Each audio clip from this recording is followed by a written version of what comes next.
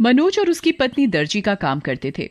कुछ समय से उनका दर्जी का काम ठप हो गया था, जिसके कारण वे बेहद गरीब हो गए थे।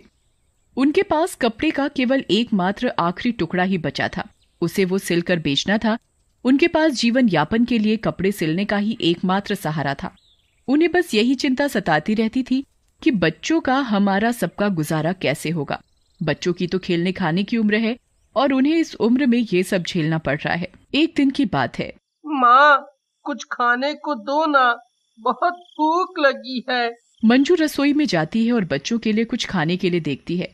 खाना इतना कम था कि आकाश और आंचल का ही पेट बड़ी मुश्किल से भरता। माँ, जल्दी लाओ ना, बहुत जोरों की भूख लगी है। हाँ हाँ, अभी देती हूँ। और मंजू आकाश और आंचल को खाना खाने को देती है। माँ, थोड़ा और खाना दो ना, और भूख लगी है, मेरा पेट ही नहीं भरा।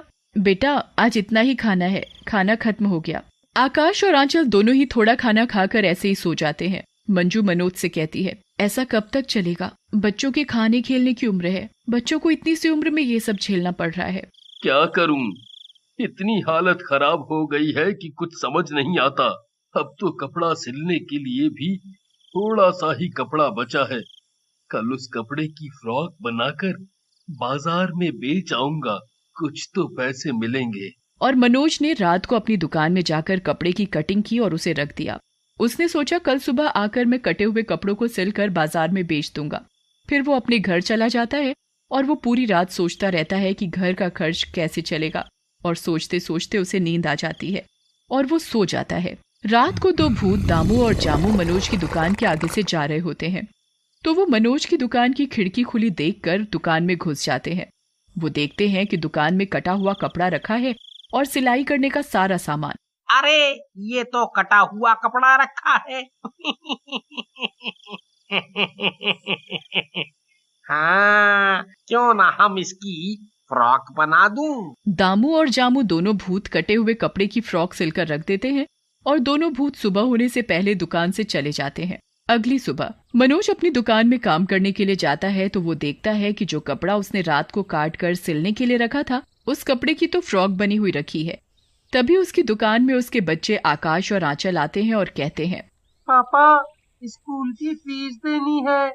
मैडम ने बोला है अगर तुमने स्कूल की फीस नहीं दी तो तुम दोनों भाई बहनों का स्कूल से नाम काट दिया जाएगा। पापा, मेरे स्कूल की ड्रेस फट गई है। मैडम ने बोला है कल नई ड्रेस पहनकर आनी है। ये फटी हुई ड्रेस पहनकर नहीं आनी है। अगर मेरी स्कूल की ड्रेस नहीं आई तो मैं कल स्कूल नहीं जाऊंगी। ठीक है, मैं कल तुम्हें नई ड्रेस दिला दूंगा और तुम्हारी स्कूल की फीस भी दे दूंगा। तभी मनोज का ध्यान उस फ्रॉक पर जाता है जो उसे दुकान में सिली हुई मिली थी। इस फ्रॉक को बाजार में बेचकर कुछ तो पैसे मिलेंगे, जिससे खाने का कुछ सामान तो आएगा। और वो बाजार चला जाता है। बाजार जाकर वो फ्रॉक बेच देता है, जिससे उसे अच्छे दाम मिलते हैं। चलो, आज इस फ्रॉक के थोड़े तो ज्यादा पैसे मिले, कम से कम आज बच्चों को भूखों तो नहीं सोना पड़ेगा। मनोज कुछ खाने का सामान खरीदता है और बाकी पैसे का कपड़ा खरीदता है, जिसे वो हमेशा की तरह दुकान में जाकर काट कर रख देता है।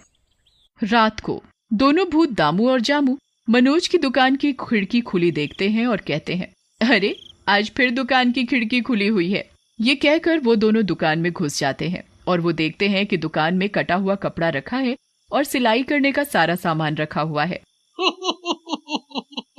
जामू, देखो ना, यहाँ तो कपड़ा और सिलाई का सारा सामान रखा हुआ है।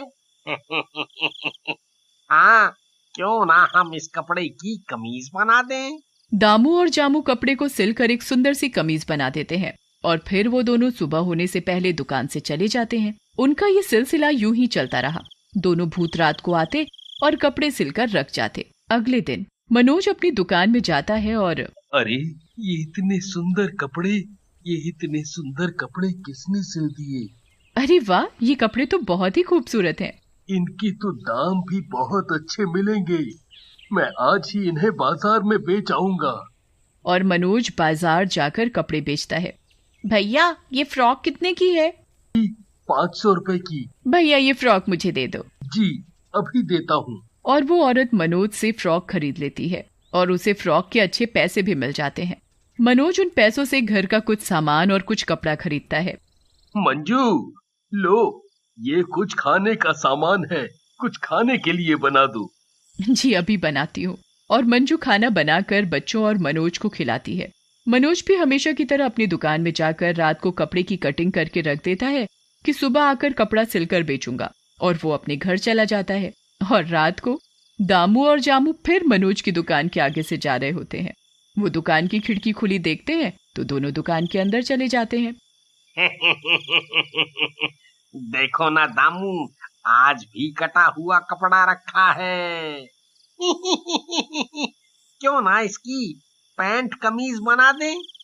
दामू और जामू दोनों कटे हुए कपड़े की पैंट कमीज सिलकर रख देते हैं। और अगले अरे, मैंने तो सिर्फ कपड़े को काट कर रखा था, पर कमीज कैसे सिल गई? पर ये कपड़े सिले बहुत सुंदर हैं। हाँ, वाकई में बहुत ही खूबसूरत हैं। इनके तो बाजार में दाम भी अच्छे मिलेंगे। मनोज पैंट कमीज को लेकर बाजार में बेचने चला जाता है, जहां उसे पैंट कमीज के और दिन से ज्यादा पैसे मिलते हैं। मनोज उन पैसों से घर का राशन का सामान और बच्चों के लिए मिठाई और बेचने के लिए कपड़ा खरीदता है। आज मनोज दुगना कपड़ा खरीदता है और घर पहुंचकर, मंजू, राशन है और बच्चों के लिए मिठाई। मिठाई? पापा, आज तो हमारे लिए मिठाई लाए हैं।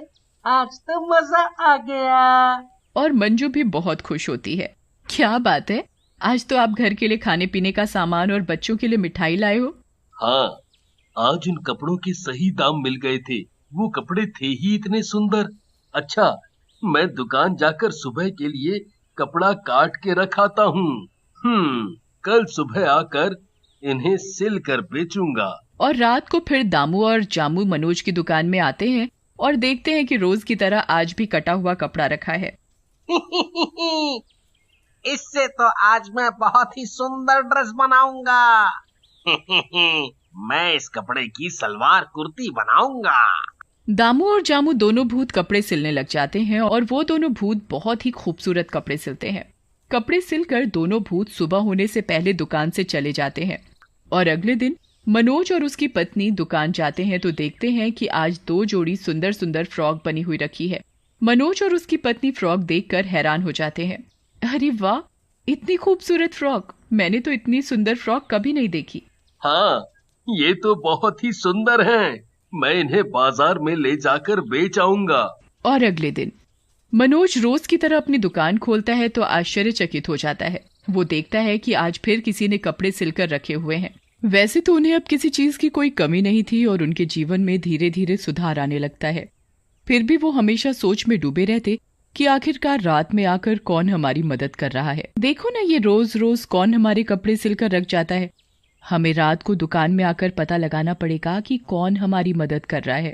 तुम सही कह रही हो, हमें आज ही रात को पता लगाना पड़ेगा। और हमेशा की तरह रात को कपड़ा काट कर दुकान में रख देता है और मनोज और उसकी पत्नी एक अलमारी में छिपकर बैठ जाते हैं। तभी वो देखते हैं कि दुकान की खिड़की से 2 भूत अंदर आते हैं। मनोज और मंजू पहले तो भूत को देखकर डर जाते हैं और दोनों अलमारी में बैठे चुपचाप देखते रहते हैं। तभी दामू और जामू कहते हैं, देखो, आज तो और दिनों से भी ज्यादा कपड़ा रखा है। हाँ, आज तो और दिनों से भी ज्यादा कपड़ा कर रहा है। तुम सही कह रही हो, हमें आज ही रात को पता लगाना पड़ेगा। और हमेशा की तरह रात को कपड़ा काट कर दुकान में रख देता है और मनोज और उसकी पत्नी एक अलमारी में छिपकर बैठ जाते हैं।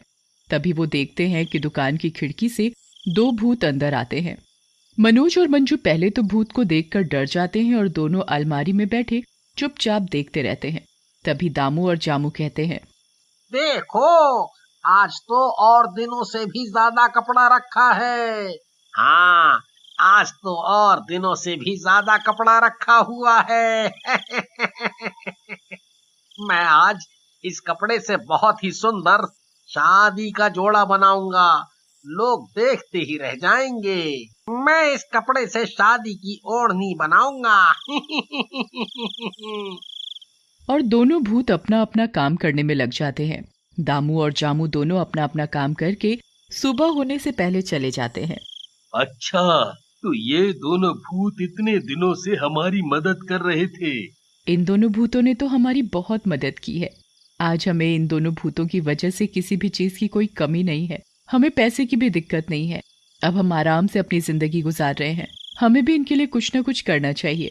मंजू, तुम बिल्कुल सही कह रही हो।